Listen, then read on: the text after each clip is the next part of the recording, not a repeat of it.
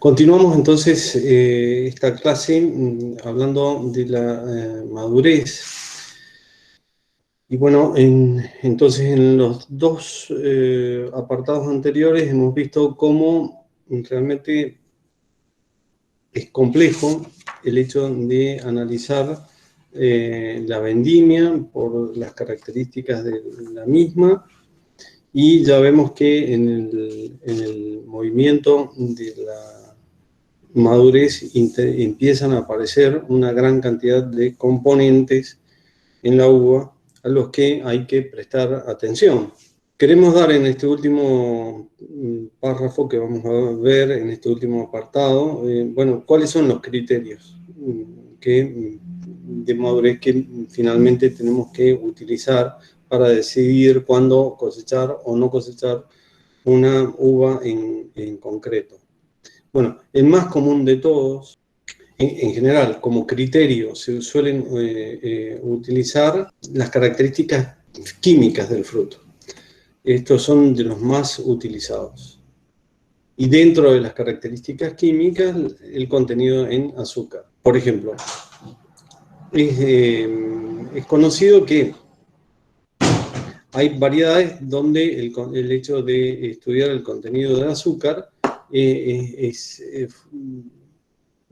fuertemente revelador. ¿En qué sentido? Que si uno estudia el azúcar y el azúcar está en una concentración adecuada, la uva tiene características adecuadas para realizar algún vino, algún buen vino. Especialmente en aquellas variedades que cuesta que concentren azúcar. En nuestro medio no se conocen mucho, pero son variedades, las que voy a mencionar, Cariñán, Mourvèdre, son variedades que les cuesta concentrar azúcar. Entonces, en variedades como estas, Cariñán y Mourvèdre, es muy interesante evaluar la concentración de azúcar a la hora de decidir cosechar o no esas uvas. ¿Por qué?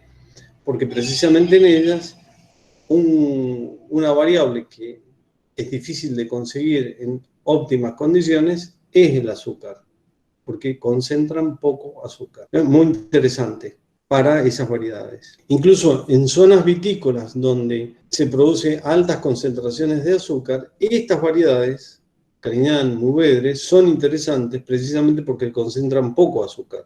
Este es otro aspecto. Pero sigamos con la madurez.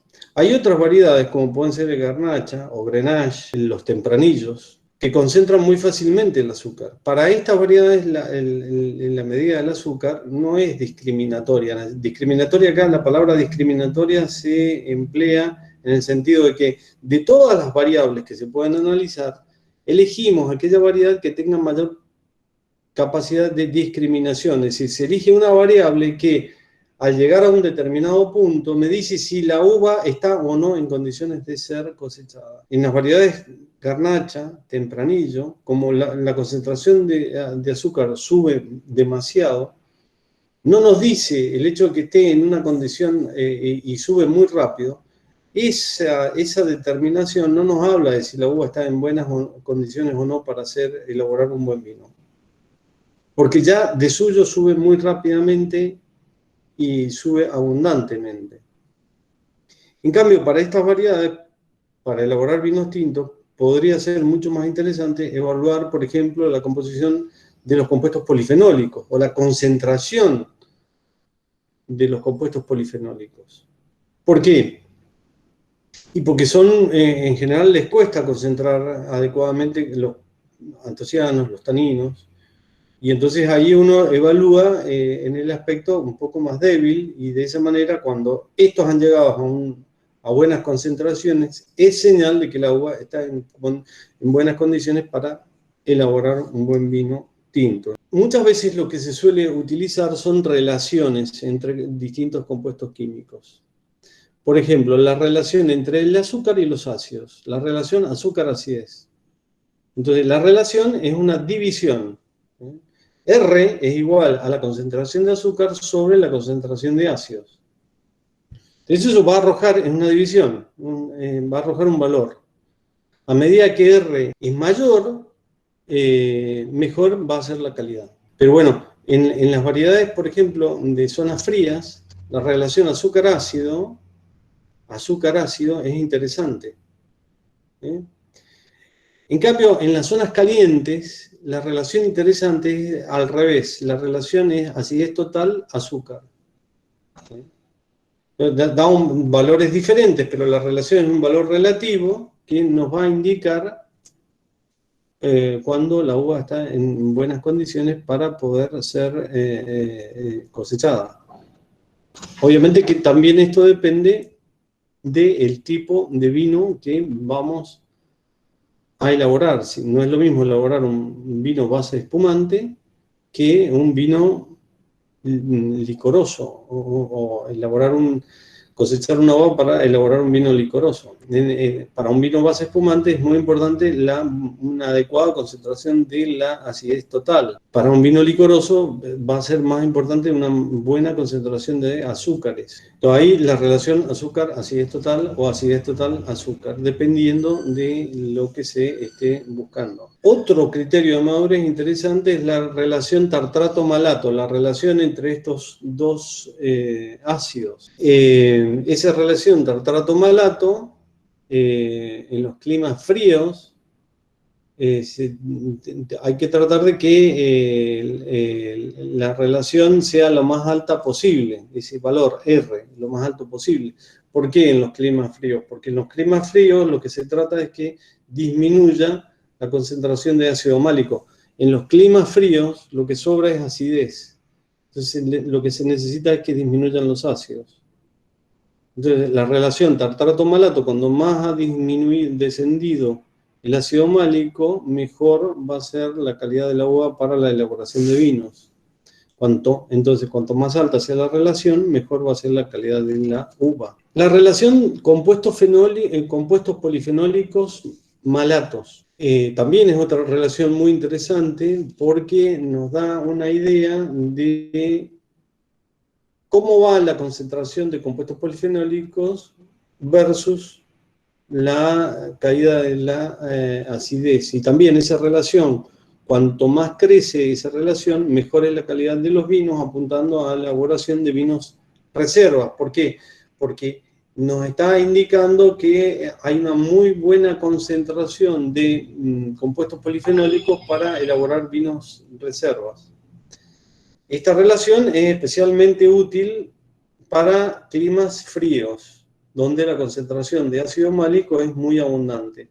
Sin embargo, no es adecuada en climas calientes, donde el ácido málico disminuye per se muy rápidamente sin ningún esfuerzo. Entonces ya se ve que la evaluación de la madurez es muy variable dependiendo de la zona y siempre depende del fin del compuesto que se está buscando.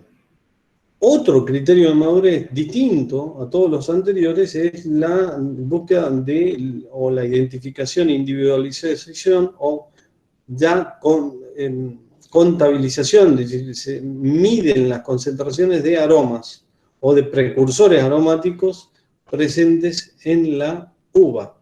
Les había hablado recién de los aromas primarios, por ejemplo, los terpenos, aromas que recuerdan a flores, que se encuentran naturalmente presentes en las uvas moscateles, por ejemplo, y muy abundantemente.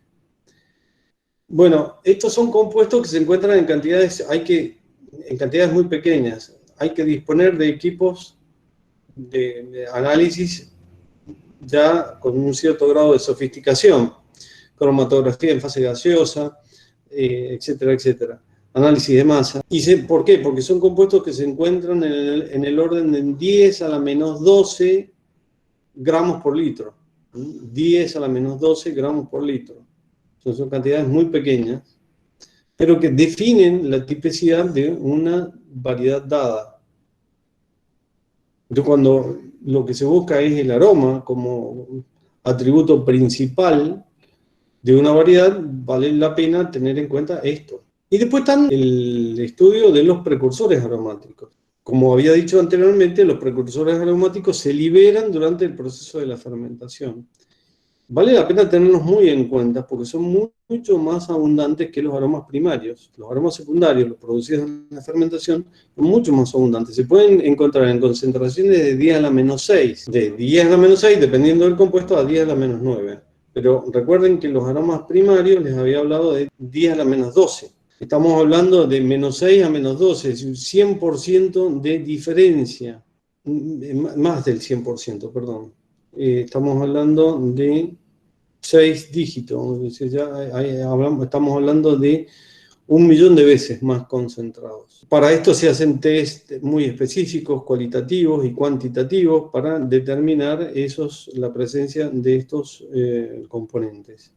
Pero en variedades donde, por ejemplo, en el caso de Sauvignon Blanc, el aroma es un componente, un atributo muy importante. Entonces ya hay sistemas de determinación de la madurez donde fundamentalmente se apunta a la concentración de aromas. Y se miran los otros componentes químicos, pero la madurez se determina por la concentración de los aromas primarios y los aromas secundarios. Esto simplemente un pequeño pantallazo de los compuestos químicos. Yves Glory, simplemente por mencionar, esto lo van a ver en vinificación en tinto, da todo un criterio de determinación de la madurez, mirando solamente en la concentración de taninos, distintos tipos de taninos presentes en la uva. Bien, las características físicas del fruto. Se habla de la fragilidad de las estructuras celulares. Esto es muy importante. Cuando hablamos de fragilidad de las estructuras celulares, ¿a qué nos estamos refiriendo? Hay un estudio muy importante de Glory y Augustin del año 1994, donde aborda este tema de la fragilidad de las estructuras celulares. ¿A qué se refiere? Que los componentes que están encerrados en las moléculas vegetales de la planta, especialmente aquellas sustancias de tipo relacionados con los antocianos, relacionados con los compuestos tánicos, que se encuentran en las células inmediatamente debajo de la piel, también en células muy semejantes a estas, se encuentran los precursores aromáticos. Estas células contienen los componentes polifenólicos, podríamos decir. Vamos a centrarnos en los componentes polifenólicos. Por ahora no vamos a prestar atención a los aromas. Se suele evaluar la calidad de las vendimias, por ejemplo, para vinos reservas, fundamentalmente por la concentración en compuestos polifenólicos. Podríamos decir de un modo simple y sencillo que a medida que aumenta la concentración en compuestos polifenólicos, mejor es la condición del fruto para elaborar vinos reservas, porque tienen altas concentraciones en antocianos, por tanto van a ser vinos muy rojos, altas concentraciones en taninos, por tanto van a ser vinos que van a tener larga vida, por tanto pueden, como dije anteriormente, desafiar el tiempo, es decir, van a tener larga vida de guarda. Ahora, no es lo mismo tener una alta concentración de compuestos polifenólicos en estas células que esos compuestos polifenólicos sean cedidos al vino. ¿Qué quiero decir con esto? Voy a tratar de explicar un poquito más esto. Un compuesto polifenólico puede estar encapsulado en una célula vegetal. Estoy haciendo un pequeño gráfico de una célula vegetal como si fuera una esferita. Ahí están los taninos, ahí están los antocianos, compuestos polifenólicos en general. Ahora, si esta célula permanece entera durante todo el proceso de fermentación, no se abre, estos compuestos polifenólicos no van a ser cedidos al medio. El medio es el mosto, en primer lugar, el vino en segundo lugar. Y si estos compuestos polifenólicos no son cedidos al medio, pues entonces esos compuestos polifenólicos se van a ir con el orujo y no van a quedar en el vino. Esto es tremendamente importante porque para que el vino sea rico en compuestos polifenólicos, lo que necesitamos es que esta célula se abra y sea cedido el compuesto polifenólico desde la parte sólida a la parte líquida. Se necesita un proceso que sea difusional, que difunda los componentes que están en los sólidos al líquido. Que se produzca esta difusión desde la zona más concentrada a la zona menos concentrada. Para esto es muy importante lo que había dicho anteriormente, la fragilidad de las estructuras celulares. Entonces, Dicen en un trabajo de investigación magnífico, Gloria y Agustín, no es tan importante la concentración de compuestos polifenólicos en la uva, es más importante la fragilidad de las estructuras celulares, porque no sirve de nada tener alta concentración de compuestos polifenólicos en una uva si esos compuestos polifenólicos no son cedidos al vino. Bueno, básicamente en esto consiste ese trabajo de investigación tan importante que hicieron estos dos investigadores. Trabajo de investigación que se puede seguir replicando y es necesario que se siga replicando. Acá tienen un tema de tesis espectacular que aborda el tema de la fragilidad de las estructuras celulares de el Malbec, de el Cabernet Sauvignon. Podríamos hablar de cada una de las variedades, y podría ser mucho más interesante si pudiéramos comparar con un mismo método la fragilidad de las estructuras celulares de un Malbec de distintas zonas de la provincia de Mendoza, por ejemplo, o de un Bonarda, o de cualquier otra variedad. Tema tremendamente importante, porque aquí cambia el paradigma, ya no importa tanto la concentración que hay en la uva, cuanto la fragilidad de la estructura celular para que se rompa esa estructura celular durante el proceso de vinificación en tinto y sea cedido desde las partes sólidas a las partes líquidas. Esto tiene que ver con la química coloidal, porque estos compuestos polifenólicos van a enriquecer el vino siempre y cuando estos compuestos polifenólicos sean sustancias disueltas. Ya vamos a ver el estudio de la química coloidal en esta materia.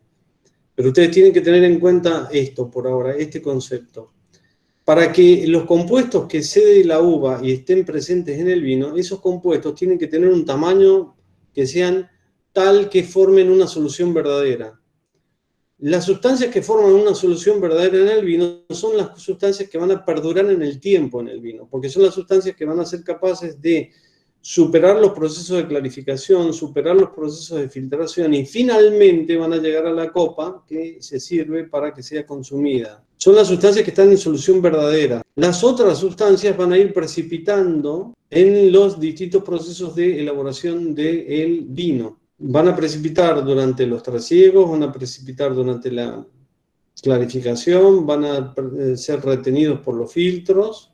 Y finalmente, en un vino de mucho tiempo de añejamiento en botella, quizás vaya a precipitar en la misma botella y sea separado en el momento de ser servido sobre un decanter. Ustedes habrán visto alguna vez, si no lo han visto personalmente, quizás alguna vez en una película, cómo esos vinos de grandes añadas, para ser servidos se sirven a la luz de una vela, en donde se va sirviendo la botella y se va mirando en el cuello de la botella que no pase al decanter o a la copa el depósito que hay en la botella, que se ha formado durante tantos años en la botella. ¿Qué son esos depósitos?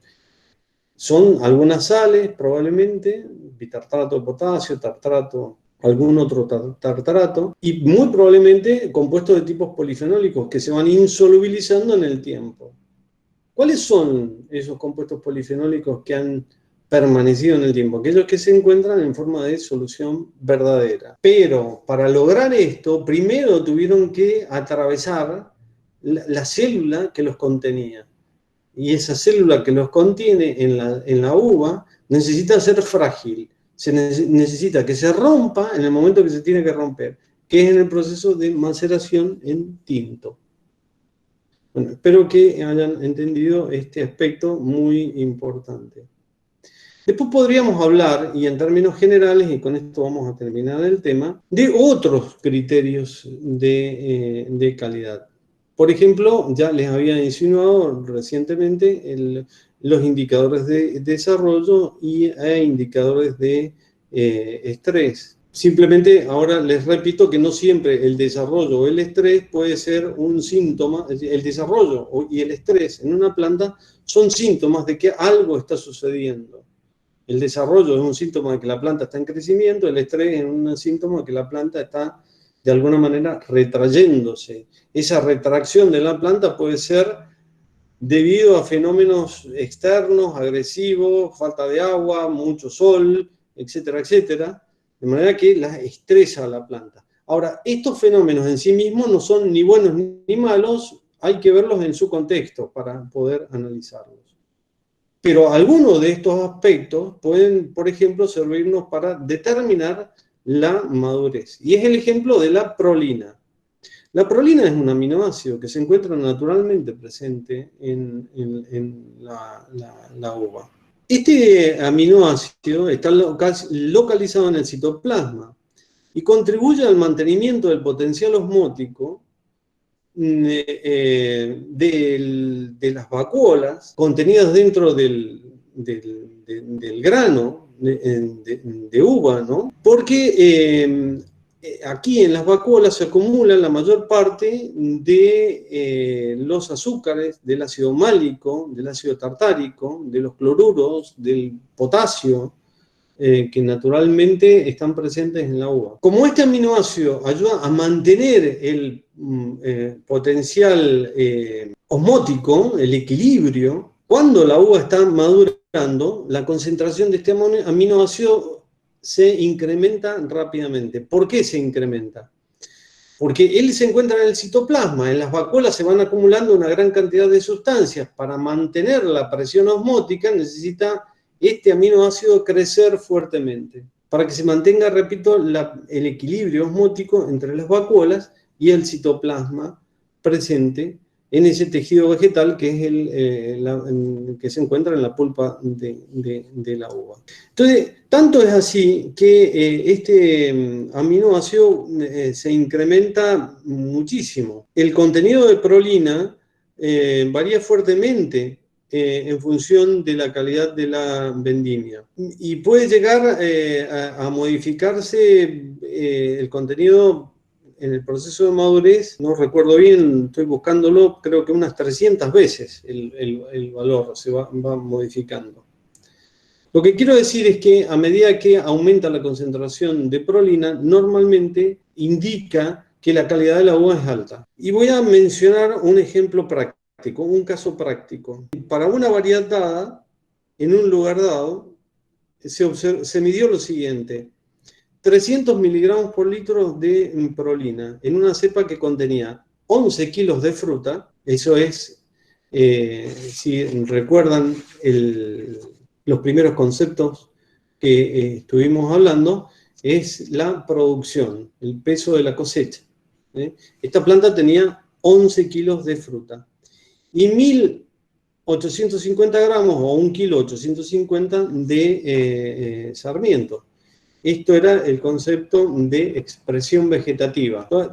Recuerden esto: 300 miligramos de prolina, 11 kilos de fruta y 1.850 gramos de sarmiento. Se comparó con otra planta de la misma variedad y arrojó el siguiente valor: 45 miligramos de prolina. Recuerden que en el caso anterior teníamos 300 miligramos.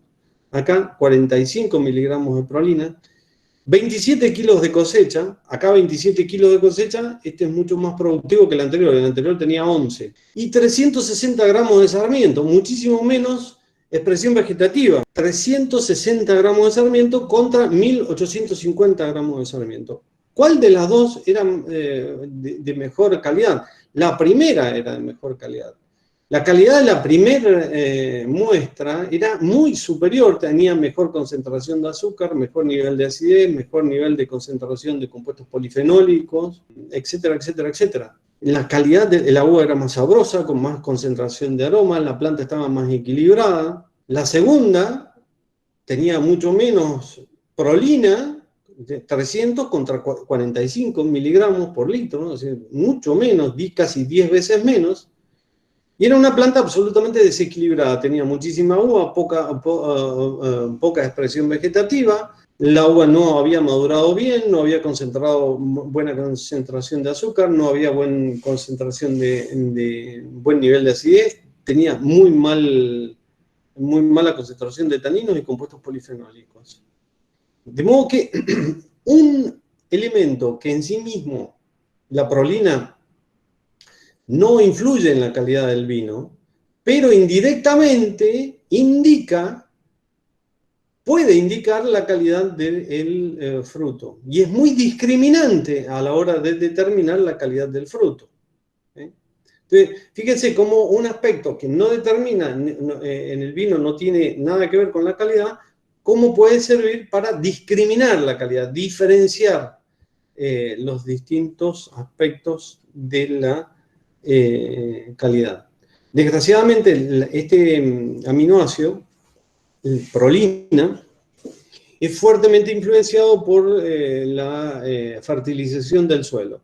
Si se fertiliza el suelo, los niveles de prolina aumentan fuertemente. Entonces, desgraciadamente, por este motivo, en ese caso no sirve para discriminar calidad.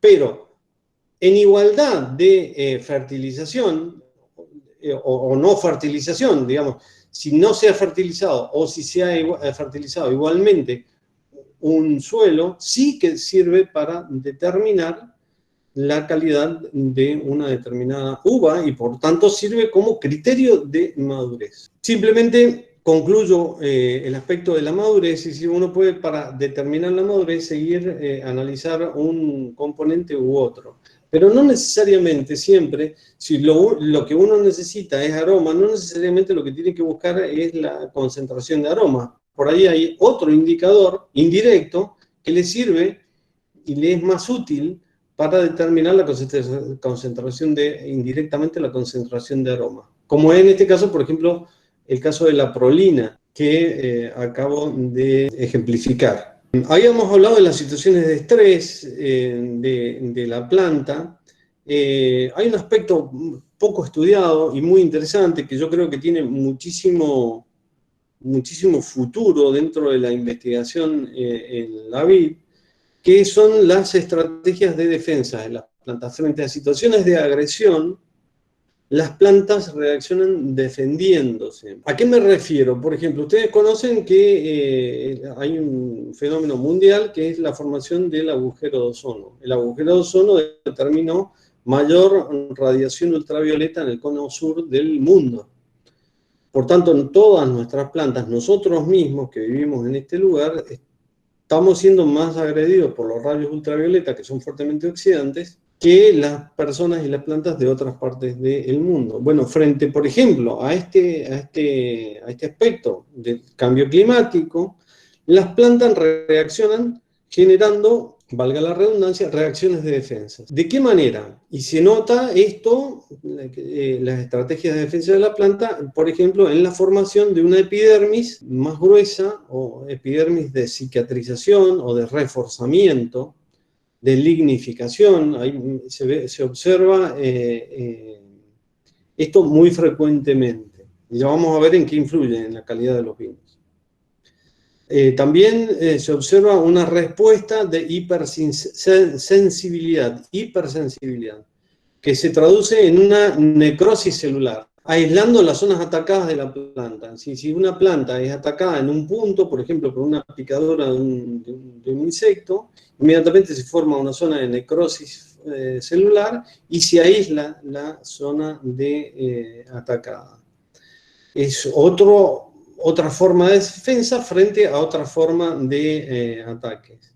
También hay síntesis de moléculas antifúngicas del tipo fitoalexinas. Esto es, por ejemplo, ¿cómo han reaccionado nuestras uvas frente al agujero de ozono? Han generado fitoalexinas. Y concretamente vamos a ver que con nuestras uvas, frente a la agresión de los rayos ultravioletas, han concentrado mayor cantidad de resveratrol, mayor cantidad de flavonoides. ¿Por qué? Porque el resveratrol y los flavonoides son fitoalexinas que le sirven a la planta para poder defenderse del ataque de los rayos ultravioletas. Tienen acción antifúngica, estos componentes. También se ha observado que las plantas se defienden formando proteínas de defensas, quitinasa, glucanasa, que tienen estas moléculas posibilidades de inhibir o incluso limitar o inhibir el desarrollo de ciertos patógenos. Voy a explicar muy breve, esto daría para no para una, sino para unas 5 tesis, trabajos de tesis, muy importantes. Abordar cada uno de estos aspectos. Simplemente hablo de uno que es muy famoso, que conviene explicar ahora, el resveratrol, trihidroxi 3,5,4-estilbeno, o también el petrostilbeno, dimetoxi 3,5-hidroxi 4-estilbeno. Los flavonoides tienen estas sustancias son fitolexinas, tienen actividad antifúngica, pero también son reductores fuertes. Tienen una actividad muy importante en la salud de las personas cuando son consumidos, porque son reductores, por tanto son antioxidantes.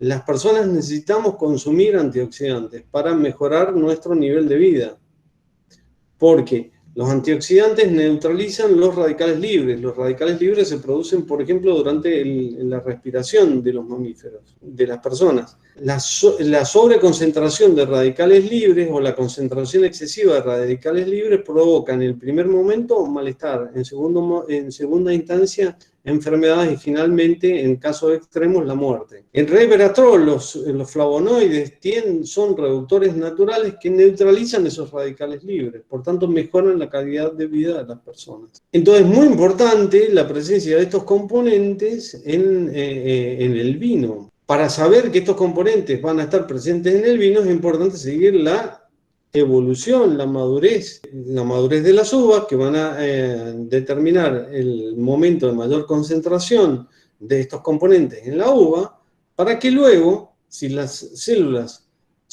pueden ser fragmentadas, lo que acabamos de explicar anteriormente, esas sustancias van a pasar desde el ollejo a la parte líquida, en la parte líquida se van a disolver, van a formar una solución verdadera con el vino, luego pasarán a la botella y finalmente van a ser bebidos por las personas y van a ser absorbidos por el tejido animal, generando todas estas consecuencias positivas que muy brevemente acabo de mencionar. Otras de los temas que me interesa mencionar muy brevemente es la presencia, por ejemplo, de otra sustancia de defensa como es el ácido glicolítico. El ácido glicolítico es producido por la fotorrespiración de las bayas. Normalmente lo producen las bayas cuando son agredidas por un hongo, Botrytis cinerea. El ácido glicolítico neutraliza la acción de Botrytis cinerea.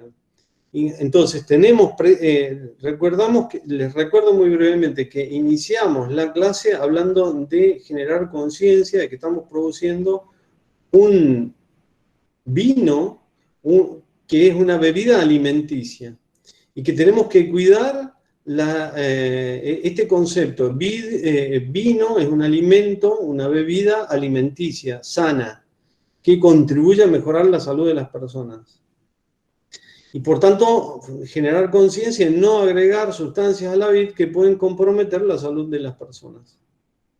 Bueno, habíamos mencionado el caso de un antibotrítico que se suele agregar, que compromete la salud de las personas.